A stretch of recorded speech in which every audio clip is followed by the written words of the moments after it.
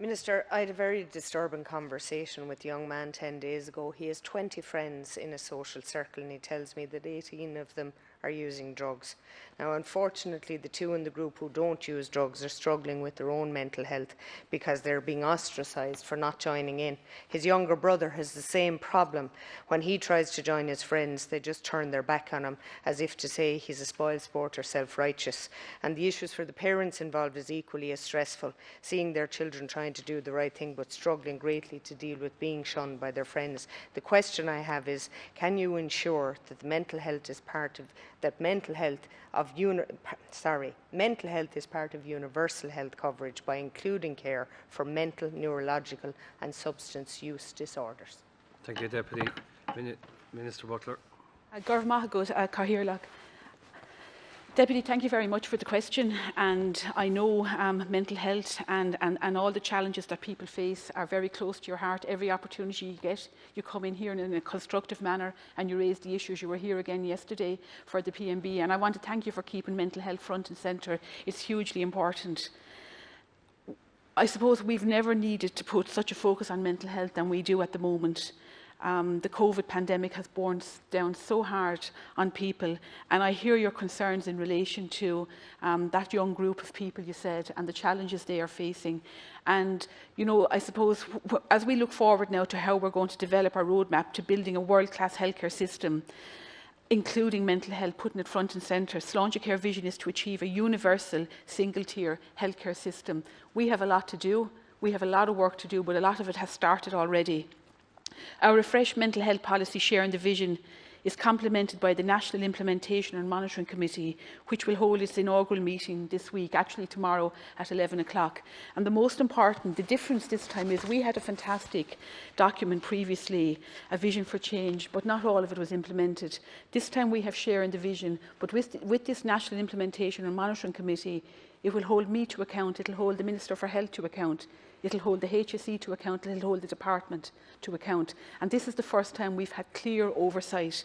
And just to give you an oversight of the independent makeup of the committee, it will be chaired by John Saunders, who would be known from the Mental Health Commission. Mental health reform are included psychologists, psychiatrists, social workers, family reps, minority groups, service users, reps from Sláintecare, NGOs across the board. And the most important thing we can do is to keep mental health front and centre at the moment. Thank you, Minister. Deputy Murphy. Thank you, Minister, and thank you for your cooperation on our PMB. It was greatly appreciated. But this obviously is a very serious matter, and it can be difficult to leave a group of friends or to stand up to peer pressure, a stressful situation for those directly involved and for their parents. It's very alarming for me that one social group of 20 young people and 18 are regular drug users. It's hard to imagine the scale of the mental health issues caused by drug use across the country. We might be able to treat or deal with the physical health issues associated with neurological and substance use disorders, but any strategies adopted must include mental health provisions as well. This problem exists all over Ireland, and we can be pretty sure that similar scenarios exist right throughout every single constituency on the island. Minister, I believe that we need to make provision that our schools policy in relation to drugs be updated, and funding for the mental health services are required in this regard, but I do believe we need to make that provision. Thanks, Deputy Minister Butler. Deputy, I couldn't agree with you more. Our schools policy does need to be updated across a lot of sectors, but especially in relation to drug abuse. The policy that we are to share in the vision advocates for additional universal supports to provide care to individuals with complex mental health needs, including those presenting with coexisting mental health supports, including those with addiction, known as dual diagnosis. This is where it gets very, very complicated. So the status with the dual diagnosis National Clinical Programme, a draft model of care is in place which takes account of service users' views and describes the clinical pathway for patients with substance misuse and significant mental illness. The draft model of care will not be published until it is finalised by the National Clinical Lead, and we're waiting on approval by the Office of the Chief Clinical Officer, but I do take on board the point you're making, and education is key. Minister, Thank you, last supplementary. Yeah, and a slightly diversification. It's just a letter I received in relation to the maternity issues we have at the moment.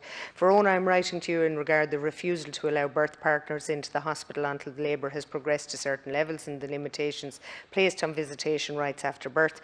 There's also the issue with not having a partner there when receiving bad news. The evidence to date from the World Health Organization states that birthing people need birthing partners as part of their maternity care service. It's not just about visiting rights, it's about compromised care, delivery of devastating information to birthing people without support. It's making important decisions without your support person. It's about navigating early labour and induction processes alone.